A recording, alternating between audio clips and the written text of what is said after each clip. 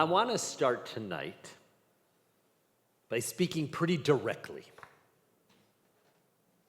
Some of us are very careful about what we say about someone when that someone is in front of us. But put us at a table without that someone, or in a text thread without that someone, or at services over coffee without that someone, and suddenly we let our real thoughts come crashing out. Did you see who he's dating? Or, she's just not one of us. Or, I don't know, something about him feels off. Not yelling, not blatantly cruel, just our observations. And here's the part we don't like to admit. It can feel really good. There's a little bonding over it, a little harmless chit-chat among friends. But if we're honest, it's not harmless. Because the moment we talk about someone like that, they stop being a person and they become a conversation. And the room you're in, or the table you're at, or wherever you find yourself as you get the texts, it changes.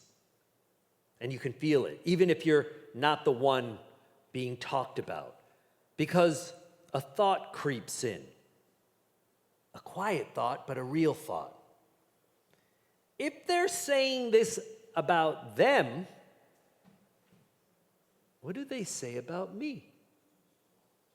And just like that, trust drops and distance grows and things get a little bit colder. No one announces it, but you can feel it. That moment, it's actually addressed in this week's Torah portion. And Ivy's going to give her own spin on it tomorrow. The Torah portion is actually a double Torah portion. It happens to be a really difficult section of the Torah. It's called Tazria Metzora. The portion that actually describes a strange condition, often translated as leprosy. But it's not really a medical issue. The rabbis connect it to the way we speak about other people. And if you want to see what that looks like in real life, the Torah gives us a story. Later on in the book of Numbers, Miriam, Moses' sister, a prophet herself, a leader, starts talking against Moses' wife with her other brother, Aaron. With disdain, she says, he married a Cushite woman. What does that mean? The Cushite people were an ancient, dark-skinned African people from the land of Cush. Moses' wife was someone different. Different background, different identity, different appearance, different culture. And Miriam gossips about it. Not to Moses, but about Moses. And more importantly, about Moses' wife. Now let's not soften it. This isn't curiosity. This isn't kindness coming from Miriam. This is exactly the kind of conversation many of us engage in on a regular basis. After she says what she says, Miriam is struck with leprosy. Her skin actually changes. And as was the custom to protect others back then, she is sent outside the camp into isolation for 7 days. And during this time, the entire community stops moving forward to the land of Israel. Now we could say, there it is. You talk about someone else, your body shows the world that you are guilty. What goes around comes around. Jewish karma, if you will. But that's too easy, and honestly, too small for the Torah. Because this isn't really about karma. It's about cause and effect that we create ourselves. Leprosy in the Torah, it's a social, spiritual breakdown that shows up on the outside of our bodies. Now, where is that showing up on us today? Because goodness knows, there's a lot of gossiping that goes on all over the place. Most of us have been part of this gossip thing at one time or another.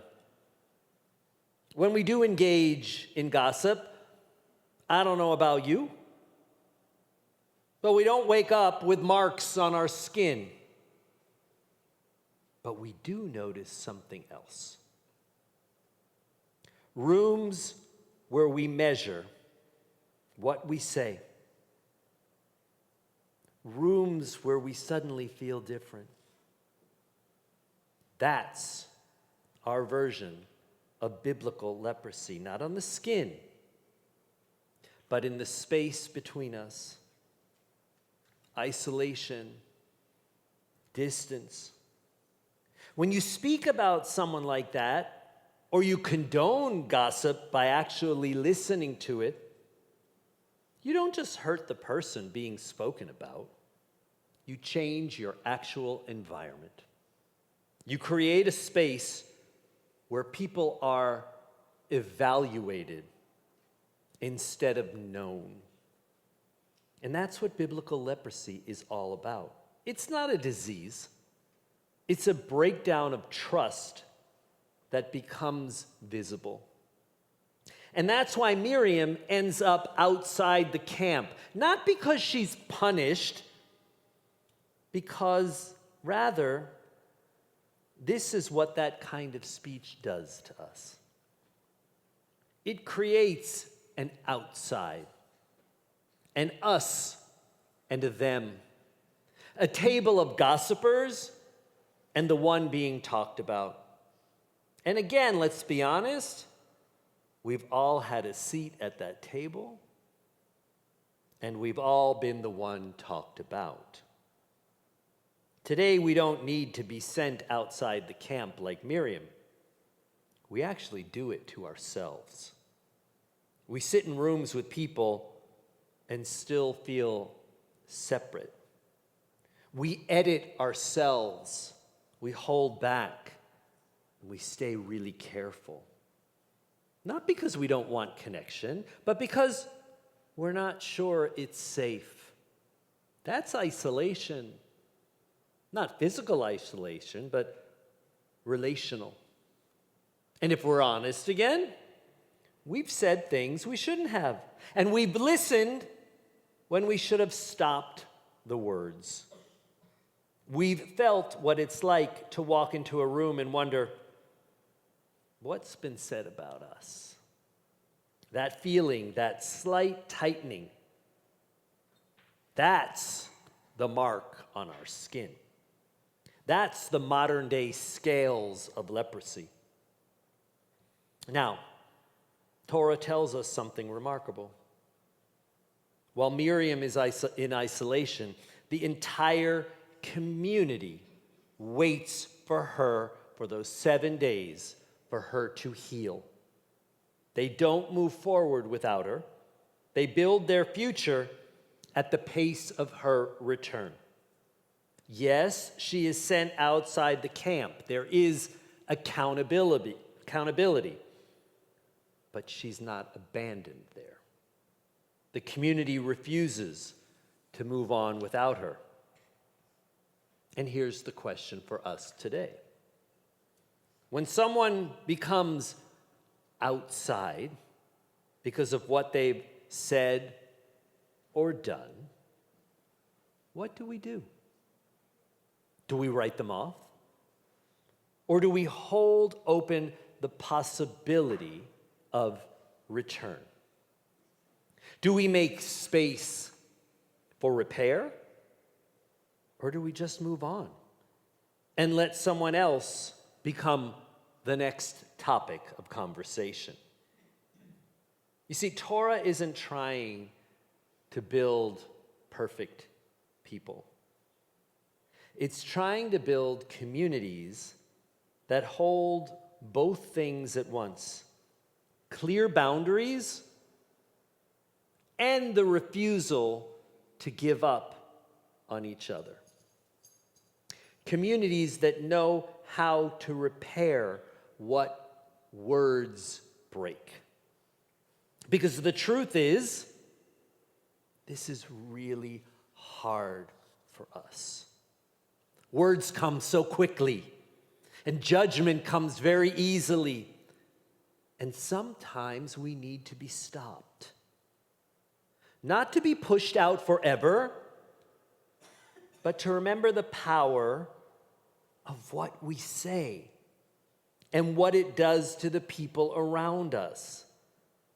And once you start to notice that, you realize how much it matters. So here's the shift. It's not what goes around comes around. It's this: every single word you say and every word you allow to be said is shaping the space that you live in. You want a warmer community? You want more trust, more openness? Then build it with your words. Bite your tongue more and stop those around you from gossiping. Take a stand and protect yourself and the people around you from what we could call modern-day leprosy. Because if we keep turning people into juicy topics of conversation, we're going to end up living in spaces where nobody feels safe. And the truth is, and this is really important, none of us, absolutely none of us, get this right all the time. Because none of us are perfect. We will miss the mark when it comes to gossip. There will be moments when we say something we shouldn't. And there will be moments when we hear something we should have stood up to and find ourselves in some ways on the outside.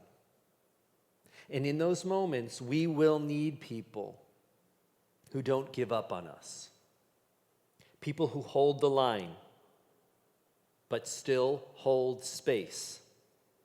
Because sometimes distance is necessary, not to push someone away forever, but to make repair possible. And when that moment comes, Torah asks something very hard. It asks us to do something which feels impossible. To sit and wait, just like Miriam's people did. Not to excuse, not to walk away, not to ignore, but to leave the door open. Because one day, it is going to be us who needs help finding our way back in.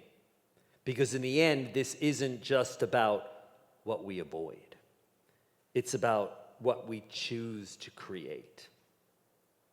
And if we choose differently, if we speak with a little more care, a little more restraint, a little more awareness, if we listen in the same way, then we create something else.